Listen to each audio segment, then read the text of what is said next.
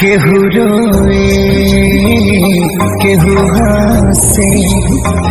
जी हाँ, नमस्कार दोस्तों, स्वागत करते हैं सभी को आपका यूट्यूब चैनल टारगेट भोजपुरी। जी बता दी कि भोजपुरी गायक खेसारी लाल यादव जी के सैड सॉन्ग गाने पर काजल राघवानी की काफ़ी ज़बरदस्त का रील्स वीडियो। जी हाँ दोस्तों, जो आप लोग क्लिप के माध्यम से देखे हैं, कैसा लगा आप लोग कमेंट में कमेंट कर दीजिएगा। जी हाँ दोस्तों, बता दूं कि बहुत ही हाई लेवल का ये रील्स वीडियो जो कि हमारे भोजपुरी गायक खेसारी लाल यादव जी के गाना है, और इसी गाने पर काफ़ी ज़बरदस्त का रील्स वीडियो जी दिल टूटल हो, जो कि काजल राघवानी जी इस पर गाना पर रील्स वीडियो बनाई है।